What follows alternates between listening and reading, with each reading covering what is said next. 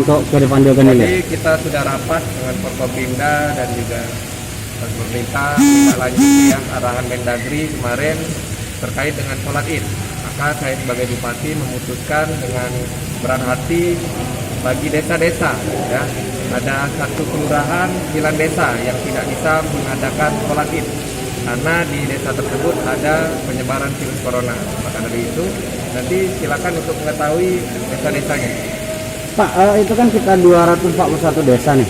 Apa sisanya boleh atau gimana? Ya, yang sisanya boleh sesuai arahan dari Kementerian Agama untuk 50%. Baik masjid, musola, dan saya sebagai bupati agar dipecah-pecah. Baik dari desa tersebut masing-masing dusun mengadakan sholat id dan juga mengurangi jumlah atau jumlah dalam artian 50% dari arahan Kementerian Agama. Jadi kapasitas masjidnya hanya boleh 50% mengadakan sholat id. Pak, ini kan lagi mendekati Lebaran, artinya mudik kebiasaan warga nih. Ya, kalau itu kita sudah sepakat untuk kepada seluruh masyarakat Kabupaten Gadelir tahun ini tidak ada mudik dulu ya, mudik Lebaran, karena dari pihak Forkompimda dan saya sebagai bupati untuk mengimbau akan ada sekat-sekat antara kabupaten maupun provinsi untuk larangan mudik.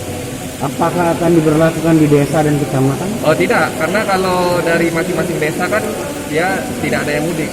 Ya, masing-masing desa tidak ada. Karena kita lebih fokus antar kabupaten dan juga antar provinsi gitu ya. Pak, kita dalam zona apa nih? Kuning kah, merah kah, hijau?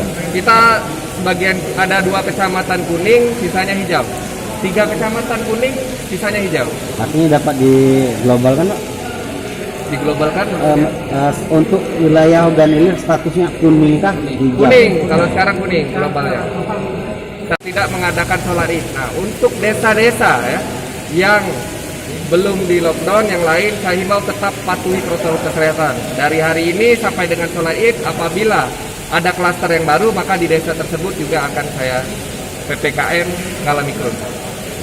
Pak, untuk Pak Bupati sendiri sholat id nanti bagaimana, Pak? Saya kemungkinan di rumah, di kediaman saya di rumah.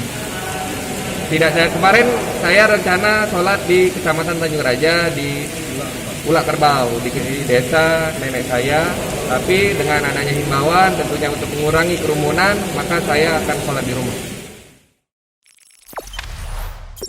Jangan lupa subscribe, share, komen, dan like ya.